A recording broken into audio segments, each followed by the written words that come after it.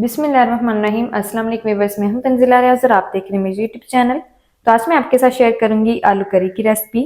यकीन करें खाने में बेहद ही मज़े की, बनाने में बेहद ही आसान। तो फिर देर किस बात की है, चलते हैं अपनी मज़ेदार सी रेसिपी को बनाना स्टार्ट कर लेते हैं।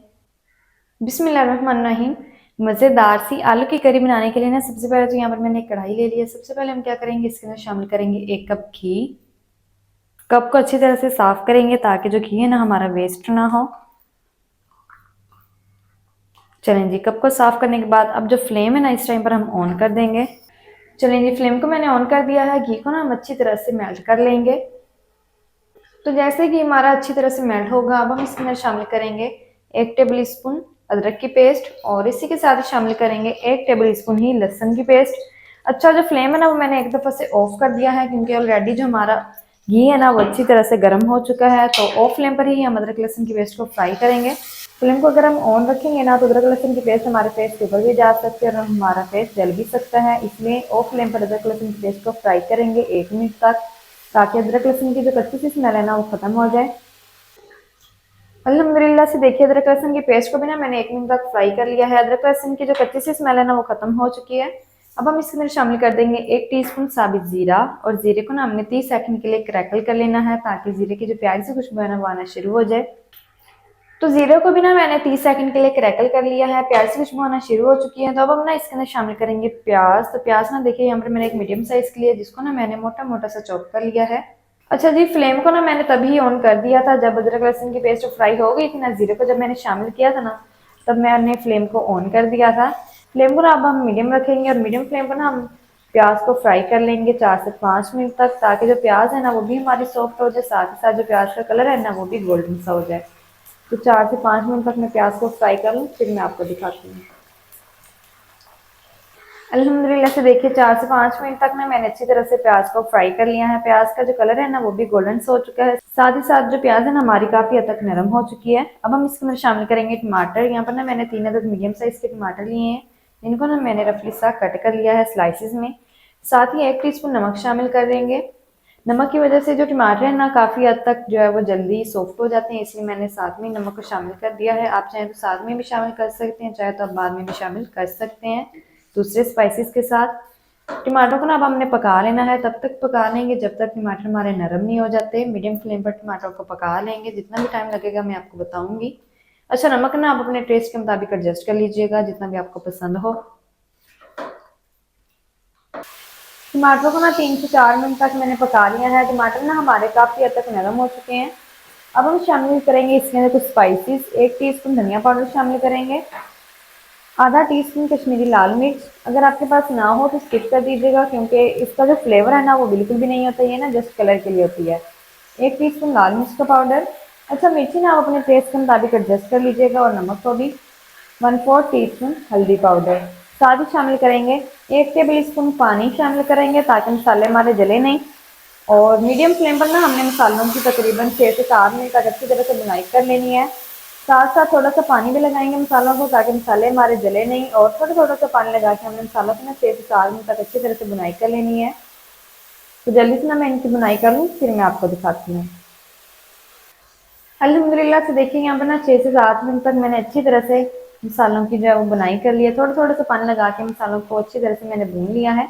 ये एक टिप है, जब आपका जो घी है ना वो किनारों पर आ जाए तो इसका मतलब है जो आपके स्पाइसेस है ना वो अच्छी तरह से भून चुके हैं। अच्छा, जितनी अच्छी आप बुनाई करेंगे ना उतनी ही कमाल की आलू करी आपकी बनकर तैयार होगी। अब ना यहाँ पर मैंने एक हैंड मैचर ले लिया है, इसकी मदद से ना हमने मसाले को अच्छी तरह से मैश कर लेना है। फ्लेम को एक दफ़ा से ऑफ कर देते हैं और मसाले को ना हैंड मैचर की मदद से अच्छी तरह से मैश कर लेंगे, ताकि इसके अंदर अगर कोई मोटा पीस है भी ना टमाटर का या फिर प्याज का तो वो अच्छी तरह से मैश हो जाए। मसाले को हम अच्छी तरह से ऑफ फ्लेम पर मैश करेंगे। फ्लेम को ऑन नहीं रखना है, नहीं तो ये जो सारी चीज़ें ना ये जल जाएंगी, सारा मसाला जल जाएगा। इसलिए ऑफ फ्लेम पर ही मसाले को मैश करेंगे मैशर की मदद से।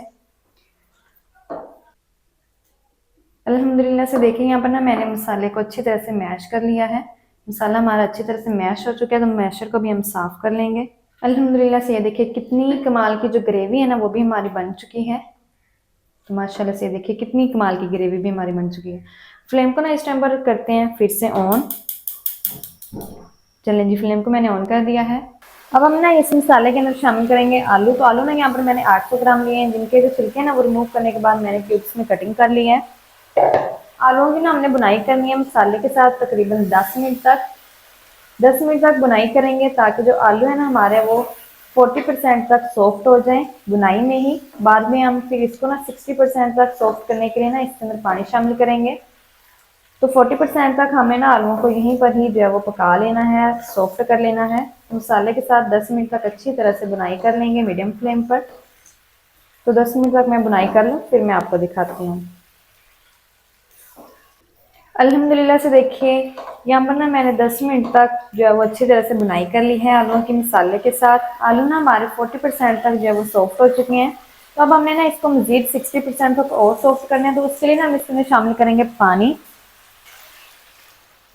1 लीटर पानी शामिल करेंगे। आप ना पानी अपनी मर्जी से शामिल कर सकते हैं जितनी भी आपने करी बनानी हो। एक दफ़ा इसके अंदर हम स्पैचुला चला देंगे इस तरह से। चलें जी, स्पैचुला चलाने के बाद अब हम ना इसके ऊपर लगाएंगे कवर। कवर लगा देंगे और अब हमने जो फ्लेम है ना वो बिल्कुल लो कर देना है। लो फ्लेम पर ना हमने आलूओं को करी के अंदर पका लेना है तकरीबन 20 मिनट तक, ताकि आलू हमारे अच्छी तरह से सॉफ्ट हो जाएं और करी भी हमारी कमाल की बनकर रेडी हो जाए। तो 20 मिनट तक मैं बिल्कुल लो फ्लेम पर आलू को पका लूँ फिर मैं आपको दिखाती हूँ। तो 20 मिनट के बाद अब हम कवर को हटा देंगे। अल्हम्दुलिल्लाह से जो आलू है ना हमारे काफ़ी हद तक जो है वो नरम हो चुके हैं। करी भी बहुत ही कमाल की जो है वो बन चुकी है। इस टाइम पर हम इसके अंदर शामिल करेंगे हरा धनिया बारीक कटा हुआ।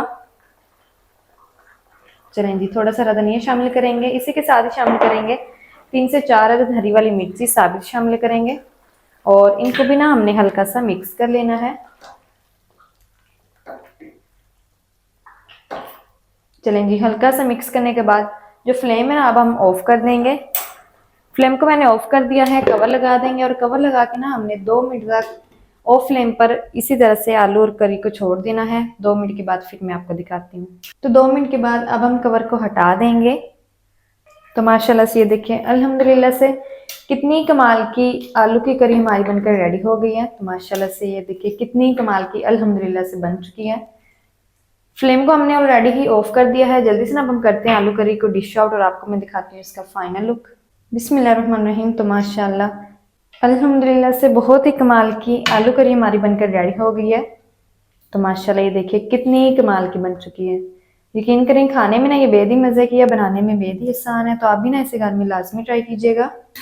इंशाल्लाह ये रेसिपी आपको बेहद ही पसंद आएगी।